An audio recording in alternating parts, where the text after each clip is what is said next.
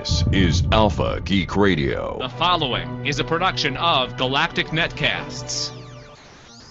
Attention, Galactic Collective.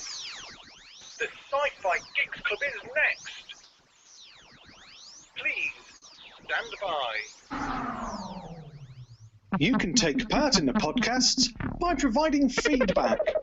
Send a message to galacticnetcasts@gmail.com.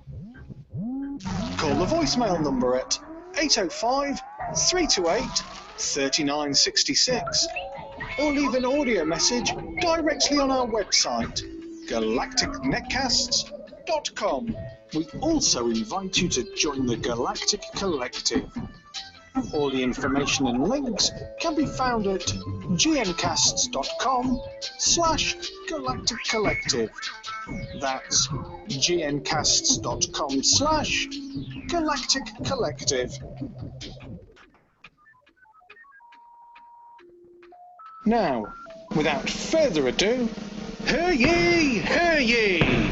Another meeting of the SciFi Geeks Club is officially called to order! Hello! Welcome to another production of Galactic Netcasts. I'm Dave Nelson. Joining me on the SciFi Geeks Club panel this week, my co-host, Brad Ludwig. Hi, Brad. Hello! How are you? Excellent. How are you? I'm fantastic. Look, we have a girl here. What?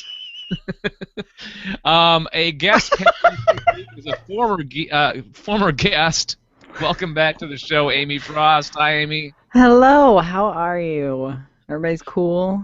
Yeah, we're all good. Dave's not. Look, we have a girl here. Oh my god. I hope you've had your cootie shots. It's Everything's fine, internet. guys. The internet's a Thanks god. for letting me in the clubhouse. Amy, you guys, since you were last on, I don't remember how long it's been. It's been It's been a quite while. Been a while. What's new? What's happening in your world? In my world, when last we spoke, I had a much neglected blog, which continues to be much neglected. But now I have a brand new sort of cosplay career, I suppose. It dawned on me that being someone makes costumes and wears costumes is actually a viable way to earn a living, and so that's I'm diving headfirst into that now. What exactly does it entail? What is it? Well, I have what I call my line of instant cosplay, which these are like cosplay accessories and stuff that you wear to a convention with your geeky T-shirt when you And they're don't dehydrated, and you add water. You just add water. No, it's actually the tagline is just add nerd. It's kind of great. So it's horns and hats and wings and all kinds of cool stuff. So I have a line of like Doctor Who top hats, like little ones. So It's like cosplay light. Like you don't want to like diet cosplay. Like the day that you don't want to go, like Sunday at a convention, you never want to go full cosplay on Sunday. You want to go relax and enjoy, and but you want to do a little something. When you don't want to dress up like Galactus. Yeah. Take it down a notch, and you call me, and I'll hook you up. What's the? Do you have a website and stuff? I do. It's Daniora Cosplay. Daniora, for those of you who don't know me, that's sort of my internet persona, named after my first RPG character ever. So it's Daniora Cosplay, Daniora Cosplay. That URL will take you right to my Etsy store, or if you come on Facebook/Daniora Cosplay, you can follow all my in progress and what I'm up to, and this is what cosplayers do sort of stuff, and all my behind the scenes.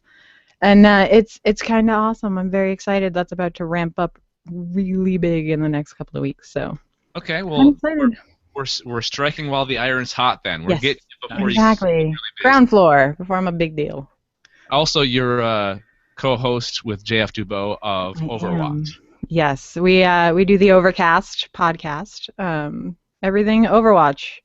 Which the fact that we were doing it 8 months before we had a beta, I think is it's pretty sound. I like it. We're on episode 40 this week, so we're rolling along at overcastpodcast.com. All right. Well, cool. Thanks for being here, Amy. Let's bring our guest in. He lives in Virginia. Virginia's for lovers. Speaking of lovers, he loves Batman. I mean, he loves Batman. He is the host of Heck Yeah Comics podcast. Welcome to the SciFi Geeks Club, David Luzader. David, hello. Hello, thank you. I'm so excited to be here. I'm also curious, how did you find out about my Batman affections? I read it somewhere. I think I read it on your About page on the podcast website, I think.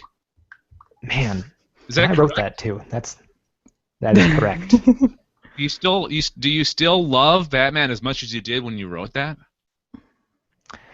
It hasn't diminished as far as I know, but I haven't really done an introspective look in a while. So. I mean, when was the last time you guys went out to dinner? I mean, is the Hasn't fire bought still there? lately. Oh man. he's got that movie coming up. I mean, you got to, rekindle the relationship a little bit. Dear Stalker Diary, I went and had dinner with Batman. Dear Penthouse, I never thought it I could never happen thought to it would me. happen to me. David, so tell us a little bit about Heck Yeah Comics, the podcast. Heck Yeah Comics was my friend Nick and I, for a long time, have wanted to do a podcast, and we kept throwing ideas around for a very, very long time, kind of not being able to decide what we wanted to talk about, and then it's like, look, 90% of our conversations are about comics. Let's just talk about comics. So, lo and behold, Heck Yeah Comics was born, and, we're just out there. It's really just a place for us to have our weekly discussions on what comes out, on what we're reading, and the big news, because we don't really have other people in our lives that we can talk to and express these thoughts and feelings. So really, it's like therapy for nerds. And I apologize, my dog really wants to be on the podcast. No, So he's really, welcome. really He's hates my welcome. neighbor. What podcast or what comic does he read? My co-host. No, your dog. My dog. She's a really big fan of. I can't think of any The wheels are dog-related turning, the wheels are comics off turning. the top of my head. Dog-related That's failing. Tintin. He likes Tintin. It's she a hates, Richie she Rich hates that one. spin-off comic called Dollar Adventures. There you go. She really likes Archie. Very bizarre. Where can people, before we launch into things, David, where can people find your podcast? HeckYeahComics.com or wherever podcasts are sold. I love the name, by the way. It's Thank really you. Heck yeah, comics. all right. Heck Yeah Comics. Welcome to our podcast, the show about sci-fi, and what we're going to do is we're going to start it by talking about the week's news. Can you guys handle that? Real podcast? Ooh. I know, it's weird to do a real show. All right, so I hope don't know JF what's isn't listening. what's going on here? I don't understand. Okay, let's talk about Red Mars coming to TV. Are you guys familiar with the Red Mars, the Green Mars, the Blue Mars book series? Heard of it. I'm familiar with James Michael Straczynski. Yeah, he's going to be producing it, and it's coming to, of all networks, Spike TV, which is I think it's a weird choice, but hey, whatever works, I guess. Sci-fi can't have all the great sci-fi. Because right? usually they screwed up at some point. Well, hey, you know what? Next week they're premiering that Expanse show, which looks awesome. They're calling it the Game of Thrones in space, so that's encouraging. Ooh. Space dragons. Get out of my head. I won't. I was thinking that. I want to see space dragons. Yeah. I'm sure there's a crappy B movie full of them somewhere. Bet you could find it somewhere. Somebody look into that while we're talking about an actual decent sci-fi story. So Variety reports that Spike has given the show a guarantee 10 episodes, with J. Michael Straczynski serving as showrunner and writer. Production is expected to kick off next summer, so we'll likely hear some casting news over the next few months or so. Spike hopes to premiere the series in January 2017. Why does that month and that year sound familiar? What else is happening in January of 2017? Anybody have an idea? Can't put my finger on it. January 2017. Another sci-fi franchise is coming back to TV. Oh, Star Trek. That's right. Yeah. Yeah. The new Star Trek series premiering on CBS All Access that month. So I don't know if that's planned or not, but it's weird timing. Well, it's the mid-season. Yeah. Okay, so for those of you unfamiliar with the source material, the Mars trilogy is a set of novels chronicling the colonization and terraforming of Mars over the course of about 200 years. I read them way back. I don't know when it was, but it was a long time ago. I think maybe high school, possibly. I don't know. It's been a long time. It covers a wide variety of characters and viewpoints. It's got a very detailed, immersive world and explores the many hard sci-fi ideas. It's unclear whether Spike has any ambition to carry the show all the way through to Blue Mars, but for Red Mars, Straczynski and company will focus on the first group of colonists as they struggle to survive on a harsh new world and struggle to work together. So kind of they're maybe thinking, hey, Mars is hot right now, right? So let's strike while the iron is hot. Isn't Mars cold? Ah. Bam! If the Martian taught me anything, it was how to grow potatoes using my own poop. Yes. I think The Martian taught us many lessons. Mm-hmm. I actually just downloaded the first book this morning in preparation for this show because I hadn't heard about it before, but I realized that about 75% of the sci-fi books that I like are about colonizing Mars. I don't know why. Yeah, I don't know how this happened, but weird. Isn't that weird? What else is on that list? Well, the Martian Chronicles are absolutely my favorite books. Really? Oh yeah. And then and then The Martian. I read The Martian, and I blew through that book faster than any other I've read. And so I was like, wow, I have this thing for Mars apparently. So You might I'm gonna give like it a shot. Red Rising. My wife loved that book, and I think she read the sequel or the sequel's coming out. I forget, but she raves up and down. It's Red Rising. Awesome. Yeah, that's my recommendation for you, Amy. Thank you. So basically what happens in the course of the Red Mars, Green Mars, Blue Mars, as you can tell by the titles, they colonize Mars and then they start basically terraforming it over this 200-year period, which would be cool. If they could do that over the period of this TV series, that would be freaking awesome. That would be quite the epic series. Yeah, the fact that it's on Spike has me worried, though, a little bit. I don't know. I tend not to be their target audience, so... Yeah, it's not really women-friendly. No, except when they run James Bond marathons. Well, no, Spike has a lot of great original programming, like... Bar Rescue. Yeah. The one with the thing. The show that you have to cover up a tattoo, or the tattoo fixing show is also another, I forget what it's called. Wow, you guys know a lot more about Spike than I do. Or one for you. They did used to run a lot of TNG reruns, though. Yeah, that's right. I forgot about that. Yeah. It's true. There's Watched it. There's a repo quiz show where they put if you can answer a certain amount of questions, keep your car. I'm not.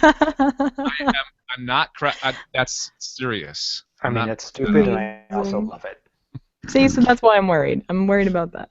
But otherwise, I'm pro Mars shows. Well, maybe they're doing a thing like Sci-Fi is trying to turn their reputation around, right? They're trying to get good original hard sci-fi programming. So maybe Spike's trying to do the same thing and get serious about their shows, possibly. We can hope. So optimistic. Yeah. I'm the JF of the podcast because JF is very, very optimistic. Yes. So, any final thoughts before we move on to the next story, guys? Go No, Mars. I think, yeah, Come more on. sci-fi. I mean, because quite frankly, even if it winds up being terrible, just the fact that there's more sci-fi is still good because that's at least because then someone comes along and goes, well, that show was terrible. We're going to do something better. So that's good. I mean, I'm I'll take that. telling you, Amy, we are entering a golden era of sci-fi on TV, and Yeah. it's Star Wars is going to be a boon for new Yeah. sci-fi. It's going to be. We thought the whole comic book thing was big. Sci-fi is going to be huge. I'm telling you right now. That's my prediction. Thousands of feet tall. Also, it's going to be a space elevator show. Is what you're talking about. Yes, and also that was a nod to MST3K. Oh yeah, I forgot about that. Patton Oswalt, Neil Patrick Harris, Jack Black, they have everyone now. Yeah, and they Felicia got, Day. Patrick Rothfuss writing for it, who Brad has interviewed on his podcast, which is pretty exciting. That is All right. exciting. It is. Okay, so Star Trek Beyond trailer is going to be playing before The Force Awakens. This is a weird story because for years it was the whole battle between Star Wars and Star Trek, right? But- Did the battle really exist? It's like Coke and Pepsi, man. I mean, you can prefer one, but do you really care what the person next to you prefers? It's true. I'm That's with you. Yeah. But you know, J.J. Abrams, the great joiner, not divider, he's joining things. He did the first two rebooted Star Trek movies. His production company is still involved. Bad Robot's still involved with Star Trek Beyond, and he directed The Force Awakens. So it's a miracle. It's a crisp miracle. Cats and dogs living together. Mass hysteria. Mhm. So I was excited for The Force Awakens before, but now I'm super excited. Yeah, this is just like, oh, you see this really great thing right here? Well, now you can get it in blue. It's like just the extra little feature. It's like, I didn't know I wanted that, but now I need it. Yeah. So it's and I can't believe how quickly Star Trek Beyond is coming up. It's coming out next summer. Yeah. Well. Yeah, I remember reading that they had finished shooting, and my initial thought was, they were shooting? Yeah. I guess it's a lot of closed Surprise! sets. They don't do a lot of like on-set locations. There's not like, people taking pictures and leaking them out. It's Yeah, You know. that's true. Yeah. That's very true. And they probably the vast majority of their production is post-production stuff. yeah. Is the special effects or the taking the scene that they filmed in front of a green screen and overlaying whatever they got to overlay onto it. hmm But yeah, so we have that to look forward to. We've got Star Wars: The Force Awakens next week. Man, a week. I know. Isn't that crazy to think about? I mean, we've been looking forward to this movie for when did they announce it? 4 years ago, maybe 4 or 5. Not 5, right? No. No, but the first trailer was last Thanksgiving. Yeah. Like the first time we saw Finn sit up in the desert in the stormtrooper outfit. I jumped up and down like a kid. Have you guys stopped watching like the trailers Oh. and stuff? I haven't watched a single TV spot after the big trailer came out where Han Solo's like, it's true, all of it. That was it for me. I'm like, I'm good. I vowed that I wouldn't actually go out and like seek things, but if I'm watching something on the TV and one of the commercials just happens to come on, then I'll watch it. Right. But we're up to what, 16 TV spots now? Jesus. Yeah. What the You can hell? never have enough. Wow. I think we could use some more merchandising too. I don't think people are aware of the fact that this movie is coming out next week. Wait, there's a Star Wars movie coming out? Okay, the fact that you can buy a gold and diamond BB-8 might tell me that we've reached almost maximum saturation. No, never. There is none. It's non-convergent. It'll just forever. You mean The my original BB-8 over here is not good enough? Nope, has to be gold and diamond. All right. The singularity is Star Wars. Is the Cardassians I mean, Kardashians, are they? No. They always make that mistake. He does. No. and it The never gets old. Cardassians are far more charming. Here. The Kardashians, are they rocking the gold BB-8? Is that the one they got? You're asking the wrong people. Repeat after me. I'm with you. No, I'm totally with you. So, in other Star Trek or Star Wars news, people have started lining up for the Force Awakens already. The Fork Awakens. Hey, Looking forward to the Weird Al parody. that's Oh, gonna Amazing. that's gonna be the next what was That's what I'm calling next Thanksgiving. Thumb Wars? Thanksgiving, the Fork Away. Awakens. No, it Wait, sounds is like a what was the farce movie? The space Spaceballs. Spaceballs. Spaceballs. Oh, yeah. Is that The the Force Awakens would be False good. movie? The Fork Awakens. That'd be I pretty think good. they would have to do the Schwartz Awakens. Yes. Yeah. Well, I think they're bound to that. he's talked about doing a sequel. Yeah, So it's Spaceballs 3, The Search for Spaceballs 2. I would see that. Absolutely. Wait a second, is that a thing? Is Yeah, that that's what he said. If that was ever going to be the sequel, it would be Spaceballs 3, The Search for Spaceballs 2. okay? Well, Brad, we talked about it on the Sci-Fi Geeks Club. He's doing it, right? He's I think would be in the process of trying to put it together. Yeah. But I don't think it's a go as of yet. okay. Everybody's alive except for John Candy, right? No, the maid, the robotic maid. What's her Well, face? Joan Rivers passed Joan away. Rivers. Yeah. Yeah. But everybody else, right? They're all good. Oh, the guy that played the bishop passed away recently. The guy that married or was going to marry Yeah. them. Well, Yeah. John Candy and what's her name are gone. Yeah. Yep. Rick Moranis isn't acting anymore. Well, Yep. he actually, a recent interview, he said that he would come back for the right part. Oh. He I don't has know no, about that. Yeah, I'm not sure he would break it for that. No, he said he's not officially retired. So back to the story about people in line for The Force Awakens. I couldn't believe that was actually a thing still because of the day and age that we live in of pre-ordering tickets. Or do you think they're doing it just because they can? Just because it's Yes. an experience? Yeah. Yeah. I don't think it's not tickets. They've all got tickets already. Otherwise, they wouldn't be able to get in because Okay. they're all Yeah. sold in. But So the it's fact that you have that much time is sort of alarming. Yeah. There's probably a few people were there, and then you had a couple more people be like, "Well, I want to get a good seat. Obviously, I need to line up now." Yeah. And it's just spiraled out of control. Well, it's kind of like the iPhone, or any i product. You really don't need to stand in line anymore. You can order it. No, they'll bring it to you. Yeah. Great. And soon the drones will bring them to us. Right? I, for one, welcome our robot overlords. Me too. Me three. I'll be the dissenting vote. As long as they bring snacks. It's fine.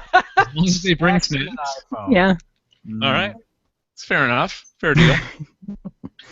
Okay, so Marvel and Netflix Iron Fist lands Scott Buck as showrunner. I don't know, David, do you want to pipe in on this one since you do a comics podcast? I'm sure that we're all fans of the Marvel universe on Netflix. I mean, I love Jessica Jones. I haven't finished watching it yet, just because of scheduling and that kind of thing. But I actually look forward to those episodes more than Daredevil. They're definitely two very different beasts. I don't know. I know a lot of people are clamoring to compare the two, but now that I've gone through them both, I feel like there's enough difference there that really we can separate them a good amount. Well, they're doing the thing where Marvel does with their movies.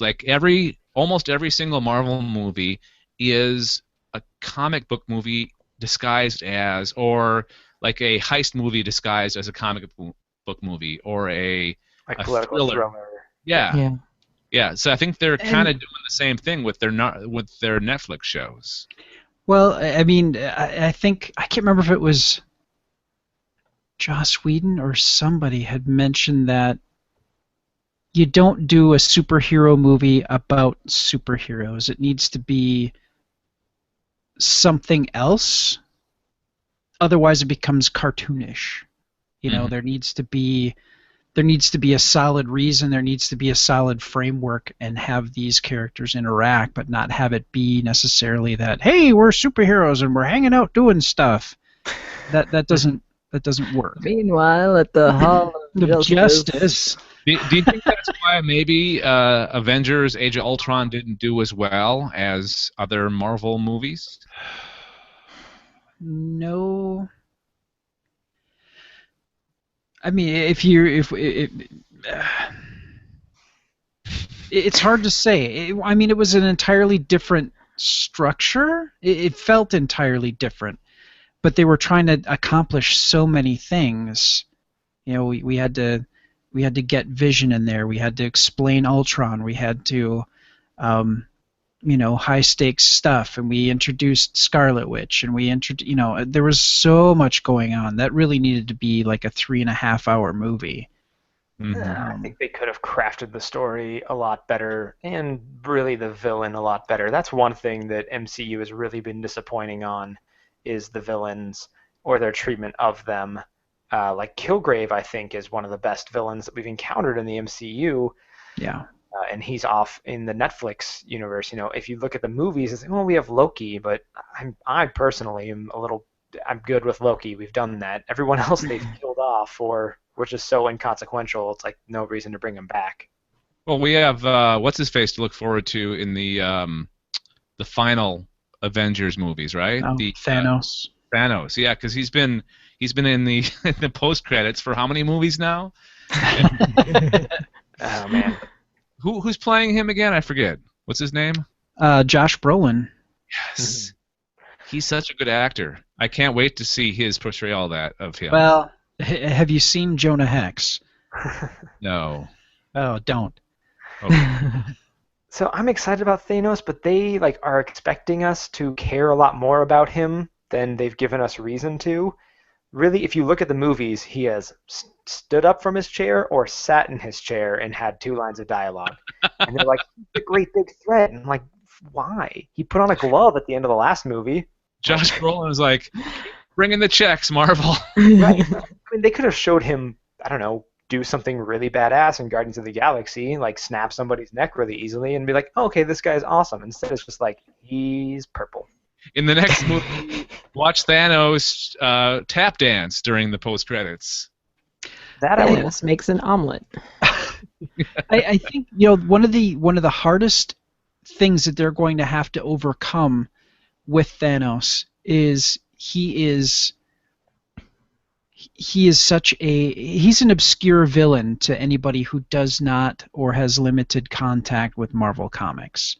So I think that they're really playing the long game and doing small introductions and giving people little tastes of the character. 1, to build up the mystery. 2, to get you to kind of understand a little bit about this character as time rolls on.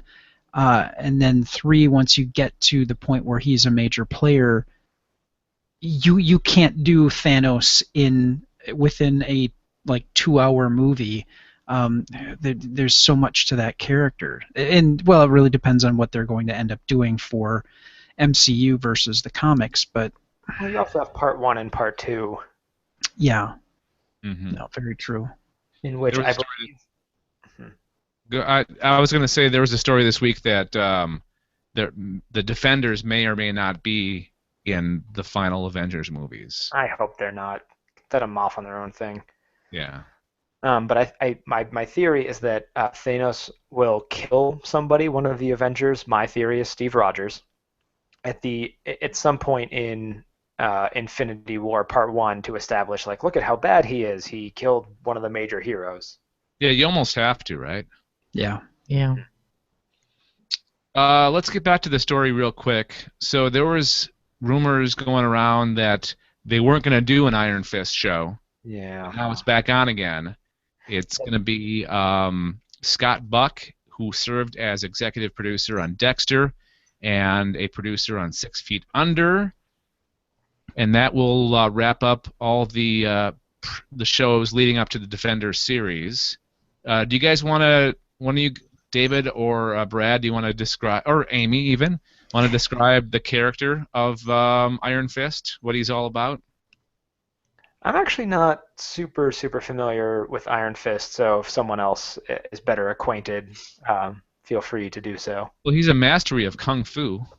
Yep, he is a master of Kung Fu, and he, as I recall, his ability is to, basically he's focusing his chi within his fists, and he's a master of the martial arts. He is teamed up with Luke Cage, Power Man, was teamed up with him for a long time. There was a series called Heroes for Hire. Heroes for Hire, and then there was Power Man and Iron Fist. Yeah. And of course, that's for the older folks like me who were collecting comics in the 80s. Well, he began his life in the 70s, right? So he's got a very 70s disco-ish look to him, at least. He used to that, and like White Tiger. That was another one. He used to have the big shoulder pads, the big spiky shoulder pads, which were awesome. So it's going to be interesting what they finally got their showrunner, and now there's a big cry to have Iron Fist be played by someone who is Asian. Actually, there's kind of a divide right now. Yeah. Because there's people who want him to be Asian for like more diversity, but there's also people who want him to not be Asian because that's like just feeding into the stereotype. Yeah. That's true. Yeah, it's like Danny Rand was Caucasian, and let me just I don't think that he had. Well, while you look that up, I'm going to tell you what Marvel said about the show. They describe it as returning to New York City after being missing for years. That's terrible. Daniel Rand fights against the criminal element corrupting New York City, with his incredible kung fu mastery and ability to summon the awesome power of the fiery Iron Fist. That's epic. He can punch things really, really well. Go ahead, David. Sorry. It'll be really cool to see how they balance him and Daredevil, because they are very similar characters. There's even for a while in the Civil War storyline where Danny Rand took over the Daredevil persona.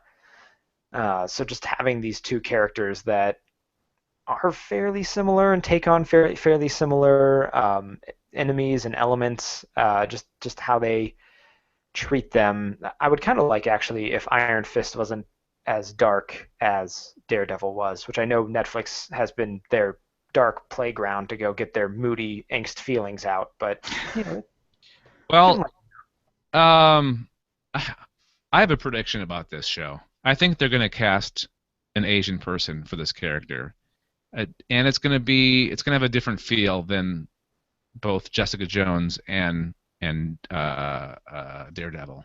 Yeah, it's going to be, if I were to hazard a guess, I would kind of, I think feel-wise, it'll be a little bit like Doctor Strange meets Daredevil light. Yeah, I think you're right.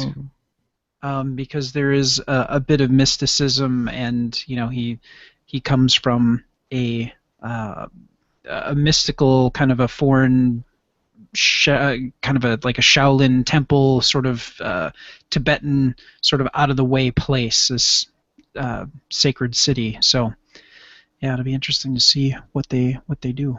Now that completes the Defenders, right? So they've talked about the Moon Knight series also coming to Netflix, so that would be something different, right? Yeah.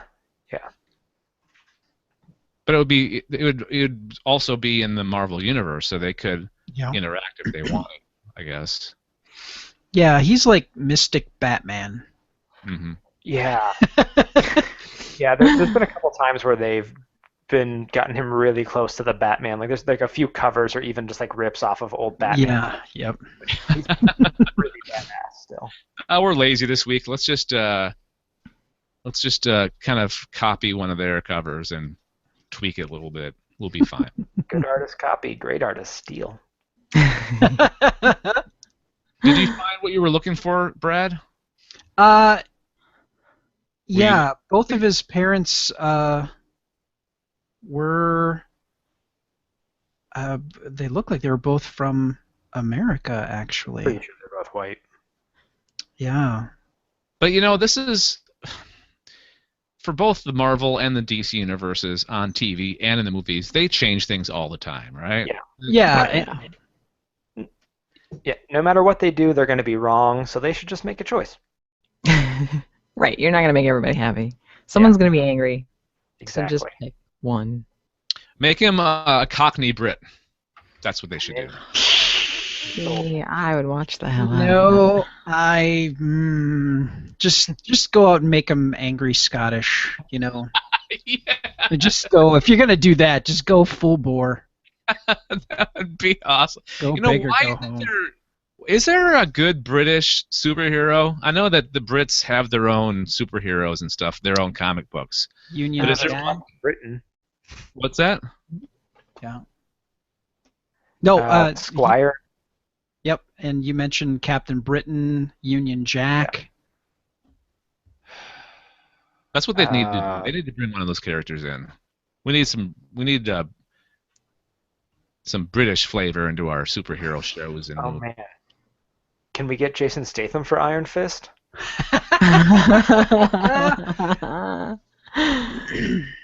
All right. Gosh, if only Jackie Chan were just like 20 or 30 years younger and had broken less bones. Yeah. Well, who's the modern day young Jackie Chan of the world now? Who's the We have one. not Wow. Jet Li? Jet Li's No, Jet Li's too old now. yeah. Wow. Who was the guy that was in IP Man or whatever that movie was? Ip Man. Yeah, but he's not like really comedy. Hmm. I don't know. I love when we plan Hollywood. Yeah. For- You're welcome, guys. This is We're the doing all the control. legwork here. All right, let's wrap up the news here with another comic book story. Margaret Atwood is writing a part cat, part owl, part human superhero comic. Margaret Atwood, she is a Canadian treasure. And what? He's like 80 years old. Yeah. Mhm. No, she is. But she's super hip. I mean, she knows what's going on. Dark Horse have announced that the iconic Canadian poet and novelist will author her first ever graphic novel called Angel Catbird, which is kind of a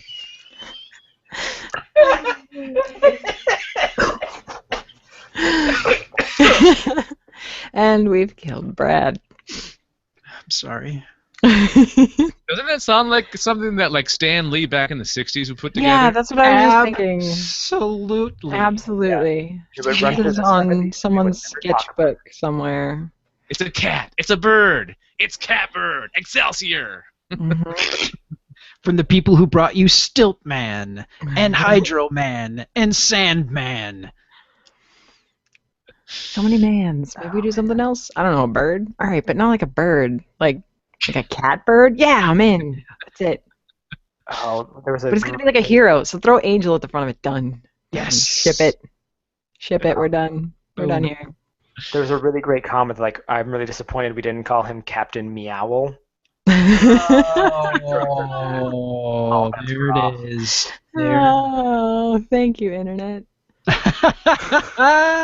Okay, so Atwood will pen the trio of graphic novels depicting the adventures of her hybrid hero. The author briefly described the idea behind the book's hero, saying, I have concocted a superhero who is part cat, part bird. Due to some spilled genetic super splicer, our hero got tangled up with both a cat and an owl, hence his fur and feathers and his identity problems. Keeping in line with the cat-bird legacy of the hero, as well as Atwood's long history of environmental activists, or being an environmental activist, Angel Catbird's 3 graphic novels will launch to coincide with the Keep Cats Safe and Save Bird Lives initiative from Nature Canada. There you go. They're doing it in conjunction with an initiative. Hashtag Bird Lives Matter. Yes. Bird Lives Matter. So these will set you back $11 each, and they'll come out sometime next year. Yeah, this is everything I didn't know I wanted in my life. This may be really good. Like, Margaret Atwood is a really good author. No, she's actually doing some other stuff with Dark Horse as well. Like they're doing some anthology stuff. So it'll be really interesting to see what comes out of this. And I mean, it's a ridiculous idea, but I feel like they're going to approach it with enough sincerity that they could actually pull it off. Elizabeth Hand did a comic for DC called Anima, and it lasted for just a little over a year. And Elizabeth Hand is a big name. She did what, Handmaid's Tale? Yeah. And there are some genres that people just shouldn't dip their toes into. So I would approach this very cautiously. Very cautiously. At least they're trying, Brad. And she's something years old. So, I mean, she's trying to stay young, hip with the kids and stuff. And God bless her. I hope it works out, but it reminds me when the Stan Lee early 90s, when Marvel launched their 2099 series of comics, he came out with Ravage 2099, and it was like the godfather of comics has come back to do a series, and there was so much joy and rejoicing from the masses, and I bought the first 2, and I went, the writing style was really back about 20 years. You know, it wasn't really, the dialogue wasn't contemporary. It was painful to read. So I hope that she can overcome those issues. Really do. She's got enough support behind her that she's just basically got the story idea, and they'll take care of the rest, kind of. And I hope that's the case. All right. We would love your feedback on these stories and more. We've got a couple of ways that you can do that. Email us at galacticnetcasts@gmail.com. That's galacticnetcasts@gmail.com. I love to put consonants in our names. Mm-hmm. A lot of T's and S's there. I think we set the record for T's and S's in that. galacticnetcasts@gmail.com, or call our voicemail number, 805-328-3966. That's 805-328-3966. And that doesn't spell anything. I wish it did, but it doesn't. All right. Curses. All right. So let's get into our big hypothetical question of the week. And the reason I picked the one that I picked this week is because of David's love of Batman. And I found out later that Amy is also a big Batman fan. And Matt and Brad, sorry, called you Matt. Brad. I've been called worse. You like Batman as well, I'm sure, being comic lover that you are. I mean, at least you appreciate him, right? I do appreciate Batman, yes. You know his work. You're aware of his work. I am aware of his body of work. So, here's the question this week, and you each have to answer it to your best of your ability. If you could be Batman, if you could be the character of Batman, in what book, TV series, cartoon, or movie would you want to be him? like the original Batman from the 1940s, or 1960s Batman with Adam West, or Michael Keaton Batman, or the Dark Knight Returns Batman. Which and why? Why do you want to be? Why do you want to be that particular Batman? So who would like to start? Oh, I'll start if no one's going to start. I will start.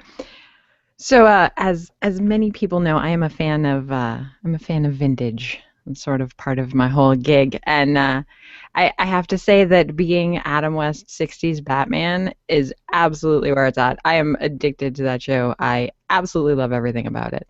But I mean, look at it, right? So you're sitting around being millionaire playboy Bruce Wayne. You're doing good works, charity. The entire community of Gotham adores you. And then, ridiculous people show up and you take your little intern and you go out and you go to an abandoned warehouse full of large cardboard boxes and you swing on a chandelier and you are victorious every time. And then you go back to your mansion. I love until the next... Amy, I love how you call Robin his intern. Like, I could just see this guy that signed up to be an intern is like, I'm not getting paid for this. I'm still getting college credit, right? Right, he is. Come on. And then, every now and then you take Alfred for a ride on the back of your bicycle. No, other way around. Batman rides on the back of Alfred's bicycle. That's a good life right there. Limited danger. And then every now and then Julie Newmar shows up. So that's got to be it. I mean, that's the way to be right there. I thought for sure you were going to say like Gotham by Gaslight or whatever that comic is. Yeah, that is a close second. That's a close second, but mostly sitting around being millionaire playboy seems like a pretty good deal. Of course, the comically large bomb with the fuse on it, right? Yeah, right? I can solve all those crimes. Piece of cake. I know exactly who's behind it. But I think, though, if Bruce Wayne really wanted to, clean up Gotham, he would just get rid of some of the abandoned warehouses. There was an awful, industry in Gotham is not what it used to be. Awful lot of abandoned factories and warehouses. And, criminal element would have nowhere to go if they just shut that down. Just build a whole housing development, yeah. A mall. The malls or, yeah. Exactly. Yeah, something. And then no problem. And plus, the 1960s Batman is very bright in color, right? It's very vivid. Oh, yeah. The only problem is that 60s Batman doesn't drink. Mm. That's the only problem. Regular Batman. No, that's true.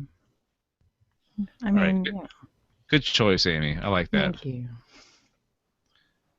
Who's next? Who wants to go next? I think our guest should go next. Oh, man. Okay, hopefully I don't lag too much on this because I know I'm probably lagging a little tonight.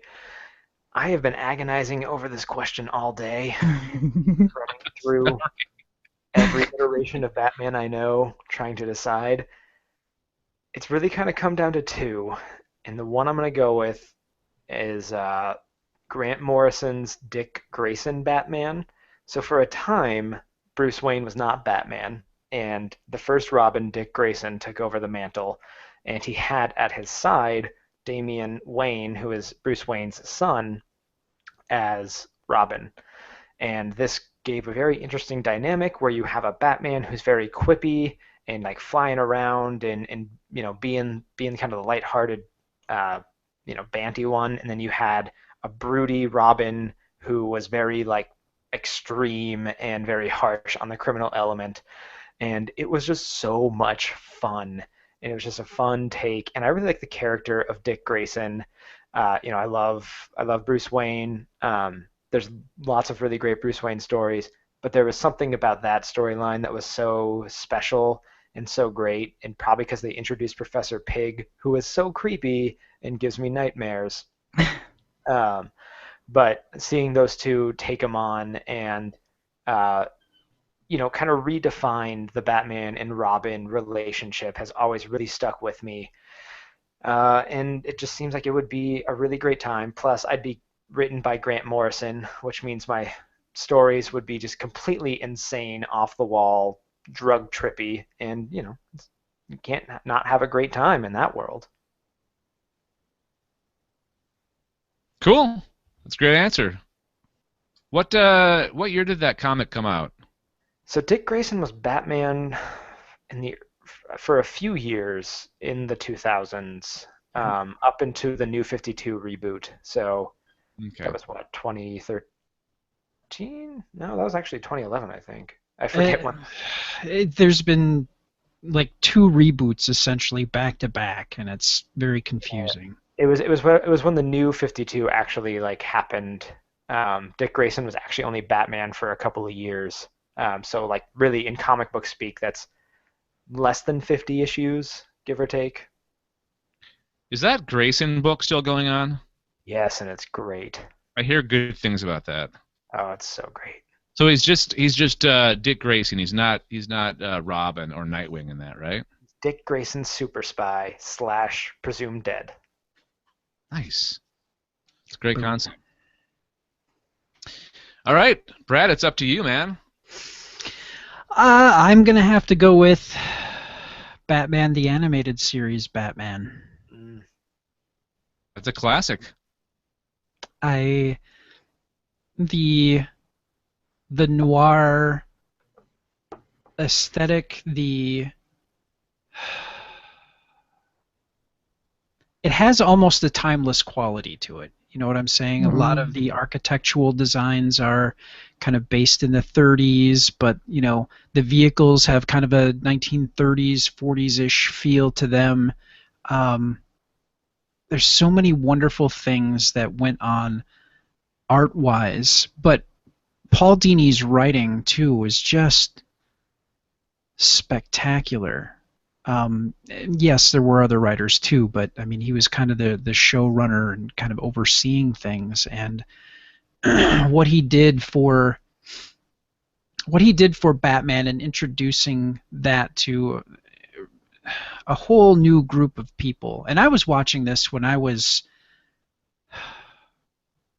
out of technical college at the time. This is like what, 92, 92, I think, something like that. That sounds about right.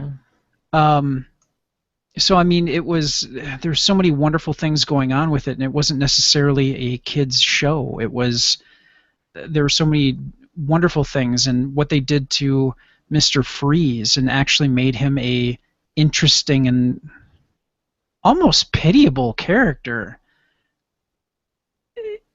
There's just so many wonderful things that are happening there, and I really liked I kind of liked what you saw of the layout of the Wayne Mansion and the Batcave. I really kind of dug how that all looked. So, yeah, Batman the Animated Series. That's where what's his face? Why can't I think of his name? Luke Skywalker. Mark Hamill. Mark Hamill is the Joker. Yeah. That's where Harley Quinn was invented. Yeah. Mm-hmm. My They were the big influences on the Arkham games. Yes. Yeah. They have the voice actors in them. There were just so many wonderful things happening there. The combination of Bruce Timm, who even to this day still works doing the DC animated films, doing art direction and overseeing some of the production on that. They have a long storied history of animated films. I wonder if that's where it got its start, pretty much, with Batman the Animated Series. Yeah, pretty much. Before, I'm trying to think of. I remember the 70s Batman cartoon where they actually got Adam West, and I think Burt Ward did the voice of Robin, maybe not. And they had a crossover with Scooby-Doo. I mean, and I remember the Batman cartoon at that time was definitely just like Amy's pick. That it had the same costume look and that whole kind of feel to it. But yeah, I can't think of a cartoon after that you looked at it and you went, wow, this is like this is like watching a movie. I mean, it really had that feel to it, and you couldn't deny the success of that ran for a number of seasons and is still in syndication today, and is still talked about today. It has so many good things going for it. So. All right, cool. I don't Still really one of the greatest opening sequences ever. Mm-hmm. Yeah. Doesn't it have it has really good music too, doesn't it? It's got yeah. Mhm. Absolutely.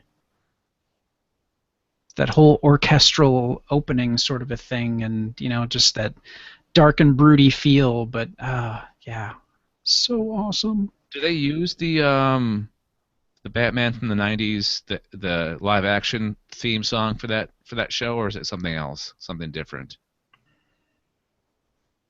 It's different, I'm pretty sure. Okay. Yeah. All right. Because I just had that song stuck in my head from the Michael Keaton era Batman, that song. Oh, with Danny Elfman's work. Yep. Yeah. All right. I don't have skin in this game really. I'm not the comic book person that you guys are. So, but I'm gonna answer it anyways. I'm gonna say either Batman Beyond, because I'd love to live in the future and play with all that future tech, Mm-hmm. or Super Friends Batman. Nice. Nice. Because, I mean, that was the Batman that I kind of grew up on. That was my first exposure to Batman. Either Super Friends or the 1960s series, because that was in reruns back when I was a kid back in the 70s. So I'm going to say either of those. It's the whole Ted Knight. Meanwhile, at the Hall of Justice. Oh, Mm-hmm. over the top. I just love it. Plus, So I mean, they went into space and they went under the water. It was... I remember there was an episode where the way they got Superman out of commission was they're like, oh, there's a hot air balloon that's like out of control, and he went to go investigate, and there's just like a basket of kryptonite in it that the villains are placed there. There's so much good. of that stuff on YouTube that you can watch. The Super Friends and the... Mhm. I think one night I spent like a long time watching the different intros to Super Friends, because the different ones they had over the years. It was fun. All right, there we go. If you guys want to answer our hypothetical question, email galacticnetcasts@gmail.com, or our voicemail number is 805-328-3966. Nobody picked like the Christopher Nolan Batman or the original Batman from the 1940s. Like he had the one that carried the gun. Like he carried a gun around for the longest time, right? Like Yeah. early on. All right, let's move on to our recommendations as the water comes through the pipes over my head. You guys can hear it or not, but recommendations, sci-fi recommendations, and I'm gonna let our guest panelists go first. So, Amy, what do you got sci-fi related? Okay, so my recommendation is an animated series on Adult Swim called Rick and Morty. Now, let me start by saying this is not for children. I repeat, this is not for children. There are adult themes and very bad words and everything. But what is spectacular about this show is that it takes sort of the standard mad scientist and his young companion, like even the, Back to the Future, sort of thing, and it just kind of turns it on its ear. And so the basic idea is that Rick is this sort of mad scientist who has this interdimensional portal gun that allows him to travel to other dimensions, and he takes with him his grandson Morty, and there's whole complex story reasons as to why he does this, and it's absolutely spectacular. I mean, it's out there, and I recommend for beginning. Season 1 is on Hulu. I believe they're also available on AdultSwim.com. I believe it's episode 4 of season 1 is called Me Seeks and Destroy, and that one gives you a pretty good idea of what the whole show is kind of like, and it's wacky sci-fi like you wouldn't believe, and I love it. I'm addicted. So good. They were talking about it on Weird Things this week, the Weird Things podcast with Justin Robert Young, Brian Brushwood, and Andrew Main. Yeah, it's a weird thing. Absolutely. Oh, it's so good. I don't know if we have Cartoon Network in Canada. I'm sure we do. I don't think we get it, and I don't know if I have access to. Well, I can get Hulu through, certain means. We can hook you up. Don't even worry about it. You can watch the show. We'll find a way. Are shady dealings going on in this episode? No, of course not. Well, it's not like Perish totally. the thought. It's just a Chrome extension. Going I'm fine. It's not like I'm, stealing or anything. to the dark depths of the internet. Yes. But yeah, All right. Rick and Morty. Well, thank you. That's a great pick. I'm gonna have to find. I need to find a way. I need to seek out the source of this Rick and Morty that you talk about. Watch it. I did use my VPN this week to watch a Star Trek Deep Space Nine episode because Netflix in Canada sucks. Aww. All we get is Star Trek: The Next Generation and the Next Generation movies. So they're Next Generation. They love the Next Generation in Canada, apparently. So I turned on my VPN and watched a little American Netflix this week, and Deep Space Nine, the episode Far Beyond the Stars. And this is probably among my top 5 Deep Space Nine episodes, and I love Deep Space Nine. They had a lot of great episodes. This one struck a nerve, and I wanted to bring it to the show for kind of a topical reason because it deals with race relations, and there's a lot of hate going on in the world right now. So I wanted to be healed by the power of Star Trek. That is what it does. That was the goal. That was. Behold, the Reverend Roddenberry shall heal all your ills. And it's funny because Brock Peters plays Benjamin Sisko's dad in this episode, and he plays a preacher in the flashback. Okay, let me set it up if you guys haven't seen this. Okay, Far Beyond the so we're gonna act this out. I'm in. That's my first skit. I'm in. I had to do role playing with my my interview today at for my new job. There was a group interview and we had to do like role playing. It was weird. Anyway, Yeah, it was. Too many jokes. I can't believe I wasn't the one to go there first. All right, you get the leather mask. Far Beyond the Stars. This is a season 6 episode. So Ben Sisko is definitely entrenched in the whole. He was the speaker for the prophets, like the prophets that were in the worm. If you haven't seen Deep Space Nine, I'm gonna lose you. But there's this wormhole, and there's these wormhole aliens, and they're prophets for the people of Bajor. And Benjamin Sisko, the commander of Deep Space Nine, was the first ever being to actually communicate with these beings. So he's considered like this prophet for the wormhole aliens. So weird things happen when he's the prophet, like he goes into these weird trances where he starts seeing these people that look like the characters from Deep Space Nine, but they have 1950s attire on. He sees them walking through the station. He's like, what the hell's going on? And he starts passing out. Eventually he passes out completely, and he lives another life as this character of Benny back in the 1950s as a science fiction writer for one of those pulp magazines of the 1950s. That, the ones where they had like short sci-fi stories. Mm-hmm. And the story that he was given, because there was a scene where, and all the characters that you normally see in makeup in Deep Space Nine, they're all like humans in this episode, which is really cool.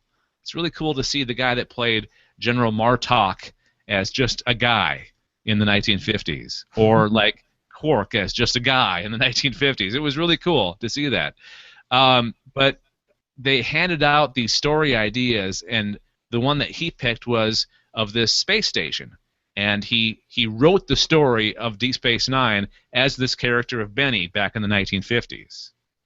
That's awesome. But there was a problem because he was black, and they couldn't he couldn't be himself as the writer of the story, and also he wrote the story as the main character was this black guy, this commander of the station, and they wouldn't let it be published because he was black.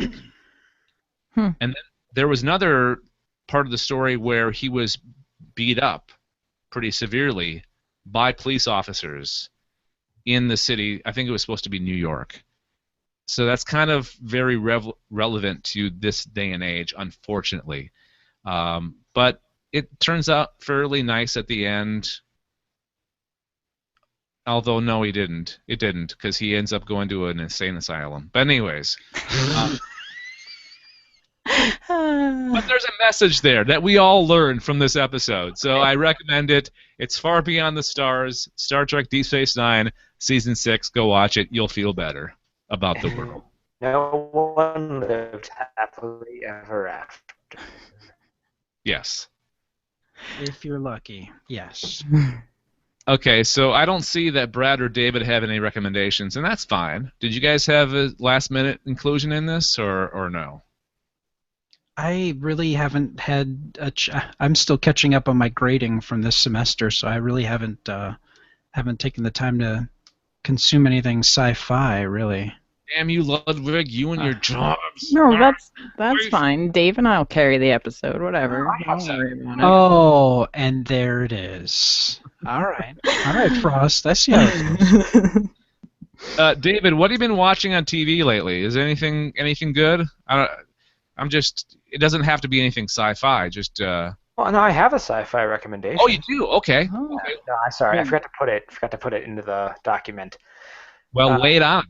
So there's this really great comic, and I figured I have to go with a comic. There's this really great comic out right now called Descender, which takes place far in the future, where like robots were everywhere and life is great for humans until these giant robots called harvesters show up and just wreak havoc on humanity. So people turn against robots and start hunting them down. And far off on this long-abandoned planet, this little robot named Tim-21, who is a companion unit, so he's a very human-looking robot kid, wakes up and finds himself in the middle of this gigantic, epic adventure while he's just trying to find the kid he considered his brother, who at this point is like 25. It is written by Jeff Lemire, who is a very competent storyteller, and art is by Dustin Nguyen, who has this very great style that's sort of like a storybook style, which is kind of odd for sci-fi at first, but it just means like the cities have this sort of dreamlike quality, like things are very white and clean and pristine, but then you get into like the monsters, which just look like stuff right out of a kid's nightmare, and they're just some very horrifying body horror designs that kind of like stick with you. It's a really great book. The first volume is out right now. You can find that on Amazon or Comixology or however you consume comics, but it's really become the series that people are keeping an eye on. Issue 8 comes out next week, so Descender is what I'm throwing out there. Descender, eh? Okay. That sounds good. And I was, I don't know why. Oh, I know why. When you were talking about a weird, like, dystopian future with robots, I was thinking that J.F. Dubois got to be pulling his hair out right about now. He loves that argument. It's also very like Isaac Asimov-esque. Yeah. Okay. So it's not all negative. It's kind of positive too at the same time. Sounds like. There's a positive element. Tim-21 is very hopeful, despite how horrible everything is. That's what I want in my robots. I want them to be helpful. Hopeful robots. And cuddly. All right, we'll put the links to our recommendations in the show notes so that you can check them out for yourself. We have some feedback this week. And we've been getting a lot of feedback from our YouTube channel recently, and it's cool. I like it. And you can subscribe to our channel by going to youtube.com/galacticnetcasts. And there's a cool feature on YouTube now where you can click notifications, and you'll get notified whenever, like, we add a new video. Mm-hmm. I love that feature because I follow some really cool YouTube channels, and it's kind of like a neat little surprise whenever that pops up. Oh, look, it's Emergency Awesome just added a video. I must go watch it now. But this is from Trek Geek 100 on YouTube, and he or she says the following.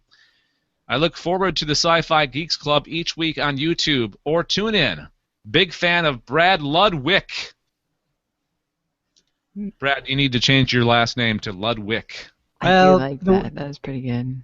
The way I say Ludwig, it's very, very easy to make that mistake. Yeah. No, I'm not making fun of you, Trek Geek 100. I just thought it was cool that. Yeah, it's better. It does sound a little bit better. Yeah. Ludwig. So he says, a big fan of Brad Ludwig.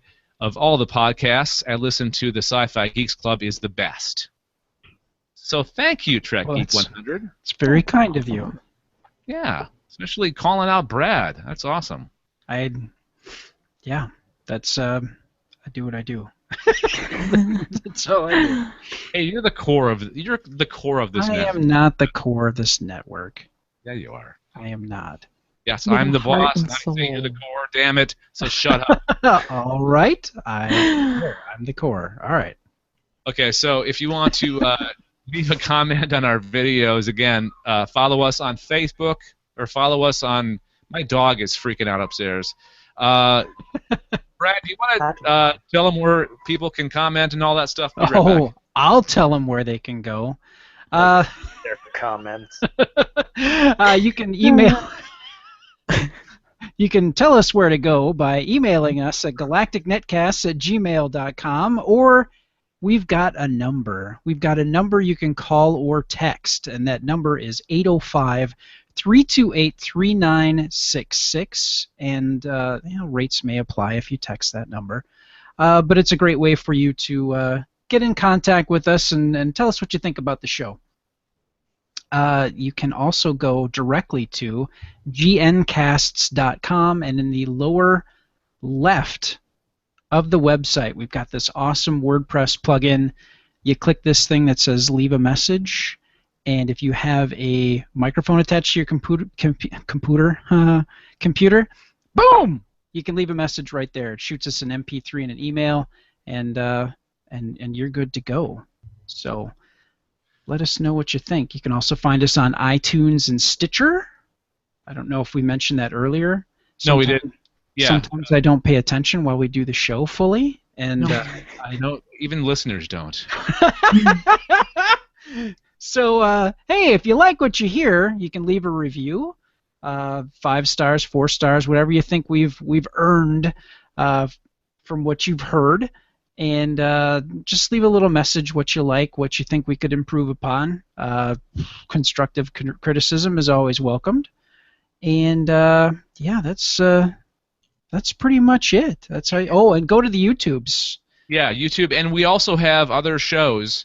We don't have just the Sci-Fi Geeks Club. We have other shows on the Galactic Netcast Network. So much more. gncasts.com, click on podcasts, and you'll find them all there. Also, while you're on the website, make sure to click on the Join the Galactic Collective, and you can become a member of the inner circle of the podcast network. You can be in on the conversations about the future of what we got going on, past, present, future, you name it, and we're going to have a Google Hangout with the members of the Galactic Collective, hopefully before the end of the year. So it's also a great way to support the network just by giving as little as $1 a month to our Patreon campaign. Join us. One of us. All right. Thank you, everybody, for listening to this episode of the Sci-Fi Geeks Club. Let's talk about Amy's stuff first. Amy, where can people find your stuff online, including the new cosplay thing that you got going on?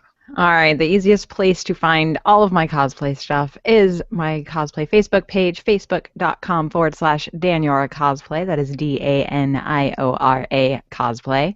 And if you like listening to me yammer on, come on over and listen to my Overwatch podcast, The Overcast, at overcastpodcast.com. Also available on iTunes, Stitcher, etc., etc. There's another guy too that's on there. Yeah, that he's all right. FJ. F Dubois. A D. Yeah. Oh, Some guy. wow. I think he wrote a book or something. I'm not real sure, but I heard that once.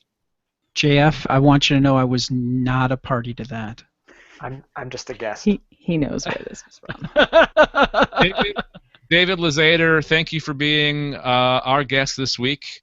And where can people find your stuff? Well, thank you so much for having me. It's been a really great time, despite all the technical issues.